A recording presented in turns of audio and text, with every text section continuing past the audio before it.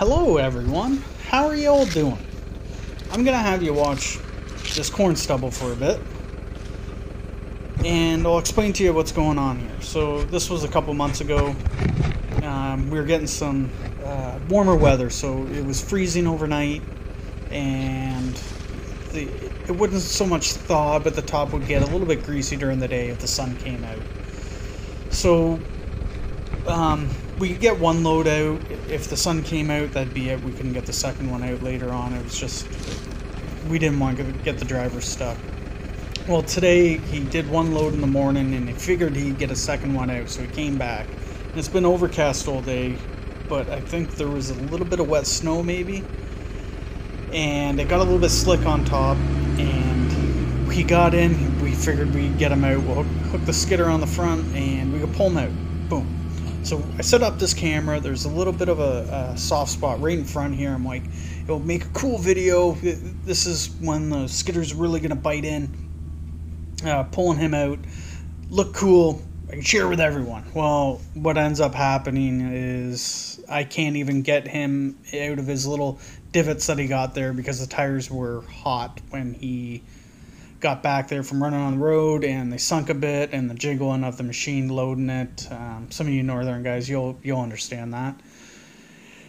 And yeah, we unload half of it and tried again with the skidder and skid steer. We tried everything. We couldn't get them out of those ruts, and they were just too deep. We couldn't even go back, and the ground was hard enough. The chains wouldn't bite in enough. He ended up having to unload the whole thing, and we pulled him out.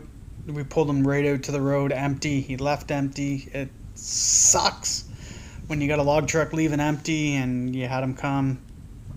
You know, this is what happens. This is logging. You win some, you do really good, and then you get days like this where it's like, yeah, we can get him out, we can get that second load out, and, you know, you're trying to get all this before you get our big thaw, and it's half loads coming up, and you rush, and going, and it's just, it doesn't work out. Luckily enough, I think in a week it froze again, and we were actually able to get all the firewood and all the logs out. I don't know, there's 15 or 20 double loads. So we got it all out, and you'll see here after the end, after the truck goes by, when the Kubota comes back, you can see him running back and forth. What he's doing is knocking those ruts down, trying to make it flat, so when I think he's coming back in the morning, because it's going to be cold overnight, it's be nice and smooth for him coming in, and it should hopefully freeze nice over. It doesn't take much once the ground's frozen and that little thaw during the day to get it frozen again, but here, hope you guys all enjoy. I'll stop talking and you can enjoy the old Clark pulling the Western Star.